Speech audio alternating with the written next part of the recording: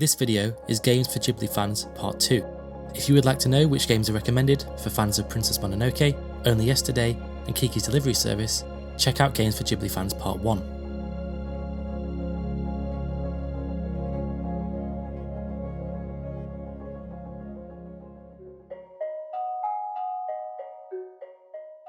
Studio Ghibli's influence on the games industry is renowned. Some games draw so many parallels that comparisons to the animation studio are inevitable. For example, if you enjoyed Nausicaä of the Valley of the Wind, then you should play Horizon Zero Dawn.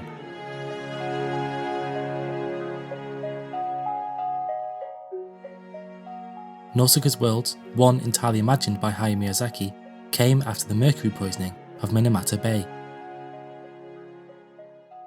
The plankton, fish and shellfish living in the bay were relatively unaffected, yet the people who ate those fish were severely ill.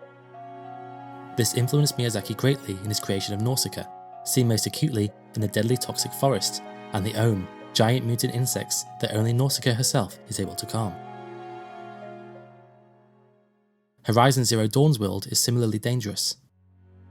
Humanity in the 31st century lives in remote tribal territories, while the rest of the world is ruled by large mechanical creatures or machines.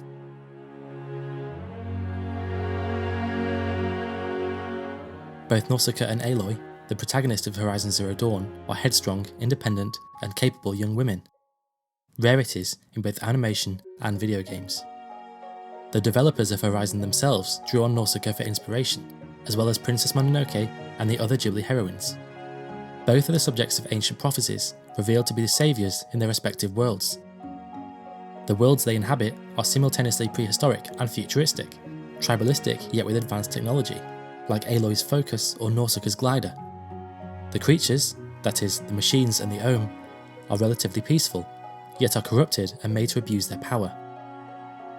Thematically, both Nausicaa and Horizon deal with mankind's hubris, in post-apocalyptic worlds where technology has caused great harm. The juxtaposition of beauty and danger, too, is a core of both Nausicaa and Horizon.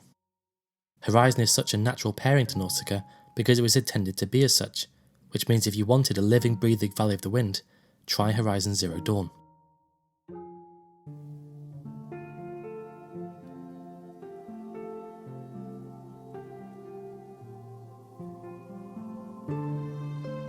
If you enjoyed the tale of Princess Kaguya, then you should play Okami. Kaguya was Isao Takahata's last film, and perhaps his most experimental. Based on an ancient Japanese folklore story, The Tale of the Bamboo Cutter, Kaguya's style is Takahata's most painterly, traditional, and beautiful that he ever released.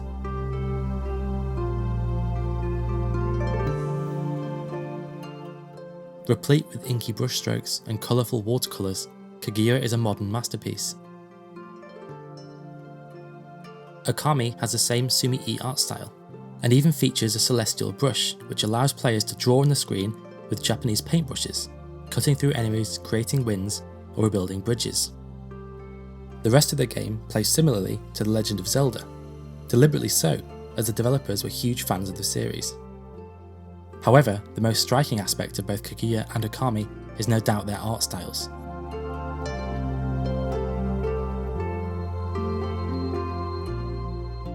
Both play with boldness and colour to represent changes in emotion and the world itself. Kaguya's lines become blurred and amorphous with the princess's anger. Okami's world becomes filled with colour and vibrancy when nature is restored throughout the game.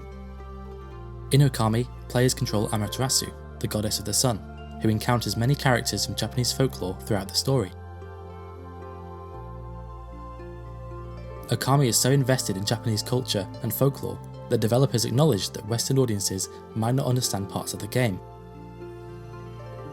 With both Okami and Kaguya, a deep appreciation and understanding of Japanese culture is beneficial to truly enjoying each meriting further exploration of the history and folklore that underpin them.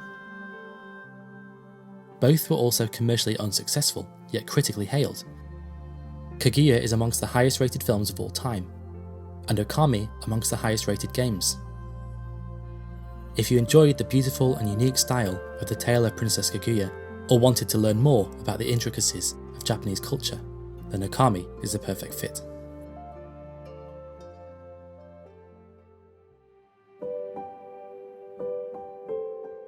If you enjoyed Arrietty, then you should play Grounded.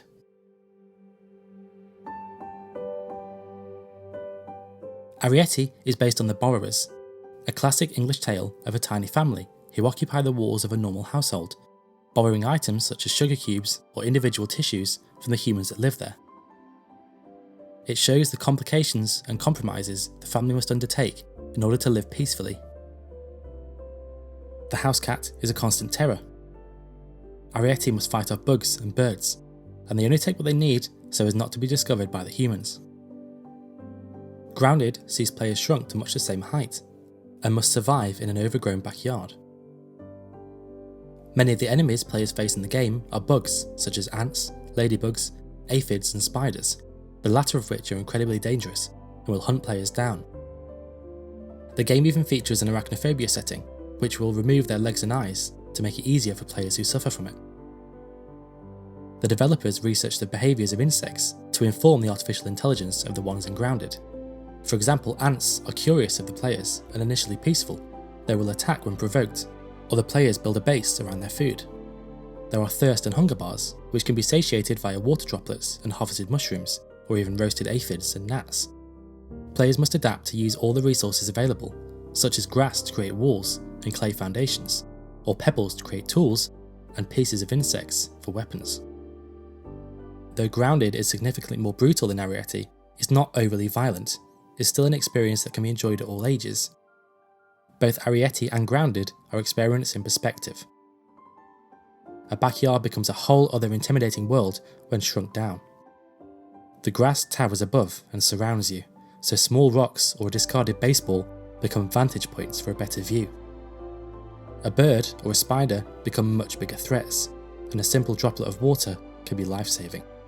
Grounded is the closest playable version of Arrietty, so if you ever wanted to experience the world from an inch high, it's worth your time.